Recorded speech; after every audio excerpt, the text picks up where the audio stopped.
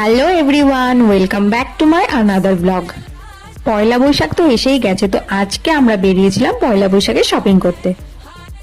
বিকেলবেলা যেতে যেতে রাস্তার এই ভিউটা এত ভালো লাগছিল, ভাবলাম তোমাদের সাথেও শেয়ার করি।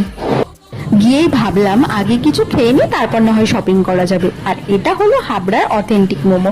তোমরা যারা হাবড়াতে থাকো তারা কিন্তু এই মোমোর দোকানটা অবশ্যই চিনে থাকবে। লোকেশনটা জয়গাছিতে।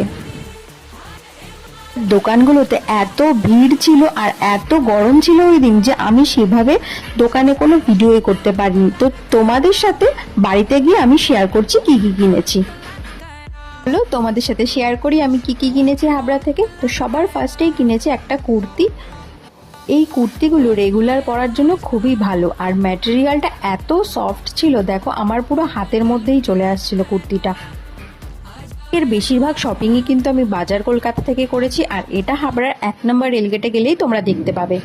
এরপর কিনেছি দেখো পিঙ্ক কালারের এই সুন্দর কুর্তিটা। এটাও এত সফট ছিল, আমার তো ভীষণ ভালো লেগেছে, আর প্রিন্টটাও খুব সুন্দর ছিল।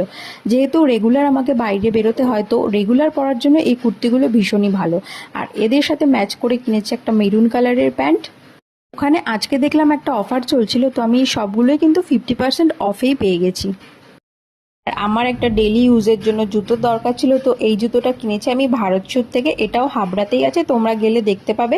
আর এখানকার কালেকশনগুলো খুবই ভালো, আমার সব জুতো আমি এখান থেকেই কিনি। ওই শপিং মলটাতেই অফার চলছিল, 50-তে 3টে নেল পলিশ। তো আমিও 3টে নেল পলিশ কিনে নিয়েছি। ট্রাই করে তোমাদের অবশ্যই জানাবো কালারগুলো কেমন। তো এগুলোই ছিল আমার পয়লা বৈশাখের শপিং। তোমরা কি কি কিনেছো অবশ্যই কমেন্ট করে জানিও। দেখা হবে আরেকটা ভিডিওতে, ততক্ষণের জন্য টাটা।